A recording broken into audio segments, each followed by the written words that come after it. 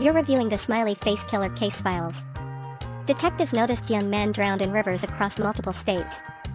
But hey, race the thing, they all had something in common before death. What pattern couldn't investigators officially prove?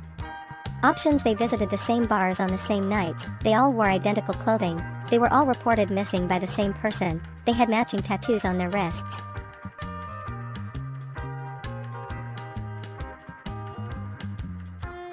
The correct answer is they visited the same bars on the same nights. The pattern linking victims was proximity to bars and nightlife areas before drowning. Investigators couldn't prove coordination because the crime spanned different jurisdictions and years, making pattern evidence circumstantial. You find the core mystery: why did smiley face graffiti appear near drowning sites in Milwaukee, Minnesota, and Illinois? But detectives hit a wall. What made this pattern impossible to prosecute? Options: graffiti appeared after bodies were discovered, not before. The symbol predates the victim deaths by decades. Multiple copycat artists created similar marks independently. It was found on only 2 actual crime scenes.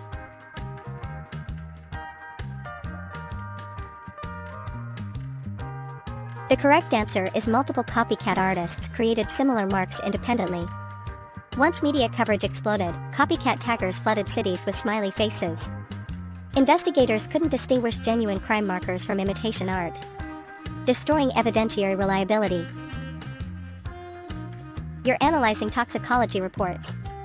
Young men drowned after nights out. But the autopsy data revealed something troubling. What couldn't prosecutors use as evidence of foul play? Options: high alcohol levels consistent with voluntary intoxication, traces of chloroform in every victim's bloodstream, defensive wounds on hands and forearms, water in lungs matching local river chemistry.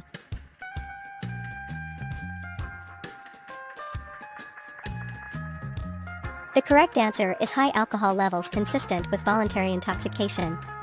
Alcohol impairs judgment and balance. It explained why victims fell into water without requiring a killer. Medical examiners couldn't prove homicide when drowning follows heavy drinking. You notice something odd: the suspected killers were supposedly never caught. But hey, race the detail. What made the pattern unfalsifiable by definition?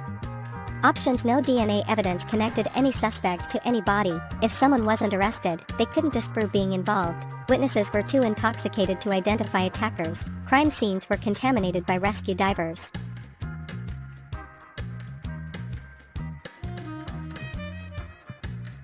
The correct answer is if someone wasn't arrested, they couldn't disprove being involved. The theory shifted burden backwards. Absence of evidence became evidence of absence of investigation. No arrest meant no alibi tested. So the killer remained invisible by never being identified. You're reading the geographic map. Drownings cluster in specific cities.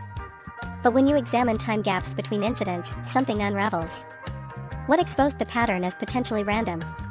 Options: victims drowned in all seasons equally, summer and winter, deaths occurred years apart.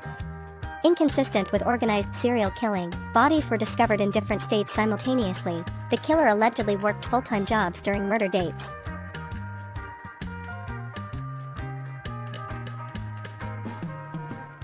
The correct answer is deaths occurred years apart. Inconsistent with organized serial killing. Serial killers escalate. They kill more frequently as obsession grows.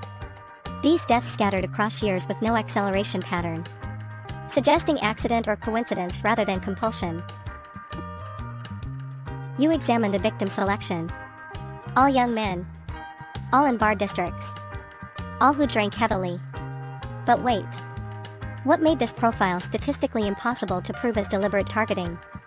Options: millions of young men fit the same criteria every weekend. The victims were unacquainted with each other. Their families denied they drank excessively. Police interviewed 0 common acquaintances.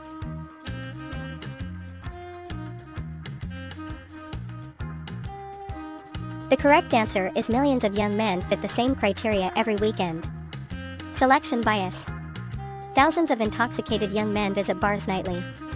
If 5 drown across 10 years in similar circumstances, statistics alone can't distinguish targeting from random tragedy. You're investigating the crime scene evidence. Police found smiley faces. But detectives realized one massive problem. What made this signature legally useless? Options: the symbol was publicly known before cases surfaced. Smiley faces aren't unique to this killer's methodology. Graffiti vandals used identical markers for decades. All of the above factors combined.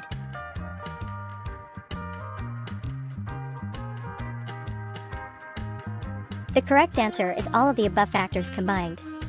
A killer's signature must be distinctive and unconscious. Smiley faces? Generic. Wide knowledge? Yes. Used by taggers for years? Absolutely. No jury accepts this as proof of organized homicide. You dig into the medical examiner reports. Some drowning victims showed unusual lung damage. But here's the catch. What destroyed the theory of systematic murder? Options: lung damage matched pressure from CPR attempts during rescue. River water quality varied too much between locations. Victims struggled differently based on panic responses. Post-mortem decomposition altered physical evidence.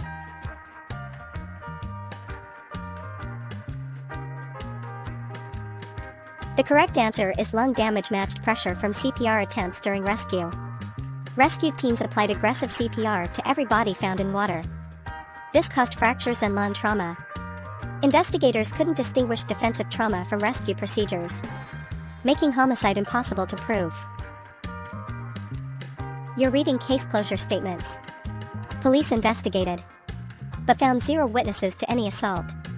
So what made this pattern unfalsifiable, literally impossible to disprove? Options: silent murders leave no eyewitnesses by definition. Witnesses were paid off or disappeared mysteriously. The killer wore disguises preventing identification. Alcohol made victim memories unreliable.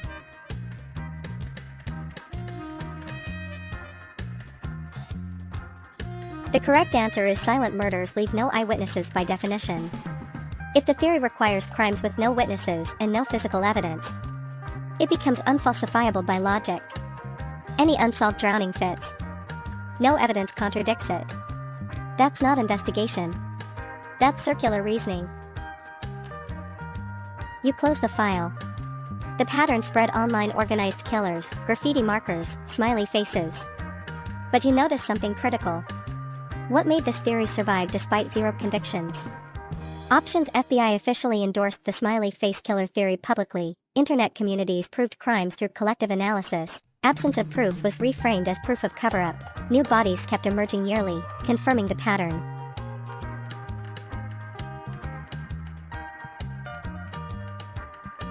The correct answer is absence of proof was reframed as proof of cover-up. The theory became self-reinforcing. No arrest?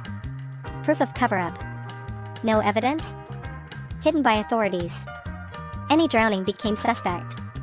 Conspiracy thinking survives because it redefines contradictions as confirmation. A body surfaces near the Hudson River. Face down. The detective notices something odd. But there's one detail. A crude smiley face is spray painted on the nearby bridge. The victim drowned weeks ago.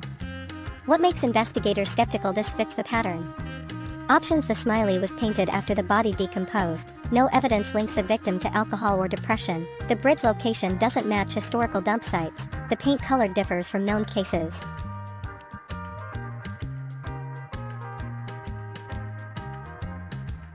The correct answer is no evidence links the victim to alcohol or depression. The pattern targets young men in water after heavy drinking binges. This victim showed no toxicology results or lifestyle indicators. The smiley alone proves nothing without behavioral context. Detectives compare 30 cases across 5 states. And they spot it. But here's the trap. What actually weakens the organized killer theory most? Options: victims cluster in college towns with similar demographics. Smiley markings appear in different styles and distances. Time gaps between deaths span 38 months consistently. All bodies recovered within 2 miles of major waterways.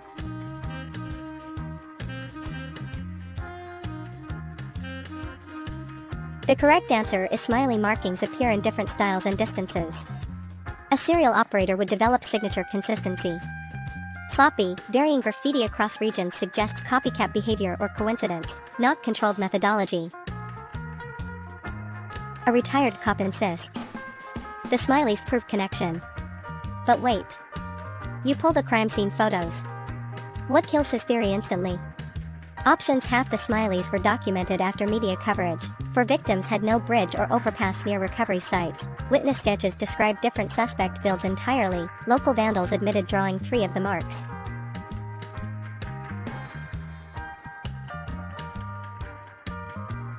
The correct answer is half the smileys were documented after media coverage. Media amplification creates false patterns. Once newspapers highlighted the smiley, copycat vandals and false reporters flood the case. Original versus planted evidence become indistinguishable. You're reviewing toxicology reports. Young men found in water. Some intoxicated, some completely sober. What does the autopsy data actually reveal? Options: all victims had blood alcohol exceeding 0.15 BAC. Drowning mechanics vary too widely for single methodology. Lung fluid composition matches in 80 of cases. Cause of death shows identical time off death markers.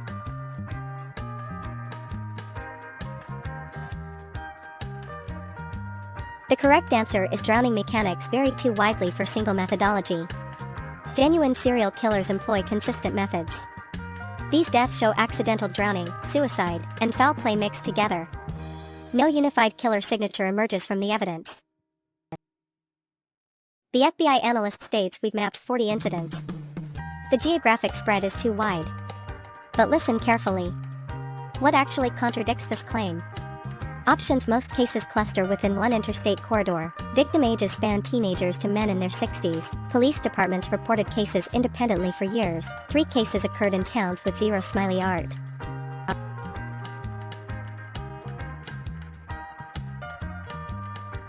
The correct answer is police departments reported cases independently for years. Disconnected jurisdictions don't communicate efficiently. Each police department filed cases separately. When data finally merged, clusters proved natural, not predatory routing. You notice something troubling in the cold case files. But hey, raise the issue. What makes the pattern statistically unreliable? Options: no baseline data exists for accidental drowning rates. The smiley location was never scientifically defined. Victim selection criteria shift between investigators. Recovery timing differs by seasons and water conditions.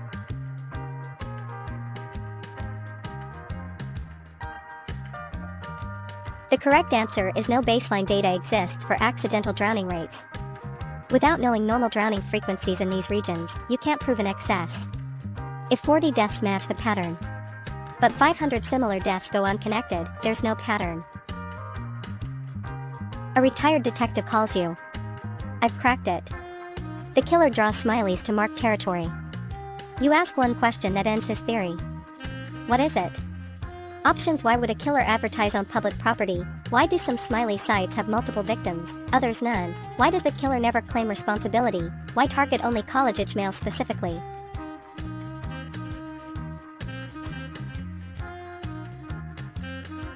The correct answer is: why do some smiley sites have multiple victims, others none? A real territorial marker shows correlation between location and kills. These smiley paintings scatter randomly. Most marked sites yield 0 bodies. That breaks the predator territory logic entirely. You're at the archive. News articles from 2006, 2010, 2015. Each claims new evidence. But what actually happened to the solid proof each time? Options: forensic DNA testing exonerated all suspects eventually. Witnesses recanted under cross-examination consistently. Media stories shifted blame to different perpetrators. Police misidentified unrelated drownings as connected cases.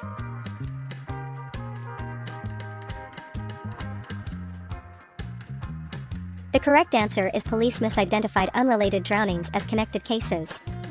Each lead dissolved when analyzed. Cases initially linked later proved unrelated through proper investigation. The pattern existed only in confirmation bias, seeing what we wanted to see. You compare 3 supposedly linked cases side by side. The smileys match perfectly in style. But then you notice. What destroys the connection? Options: victims knew each other through mutual friends. Death dates are exactly 6 months apart. Bodies recovered from different waterways entirely. Autopsy reports show identical toxin markers.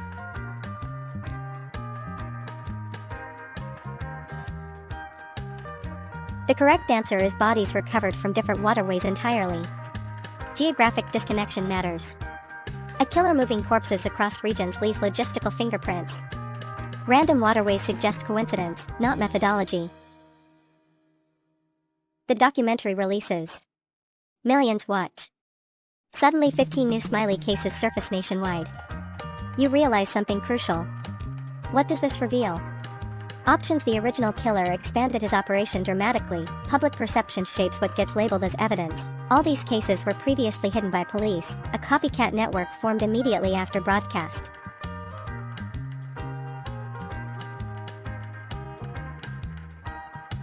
The correct answer is public perception shapes what gets labeled as evidence. When media publicizes a pattern, people reinterpret old cases to fit it. A random smiley on a building becomes linked retrospectively. Mass psychology, not criminal evidence, explains the sudden surge.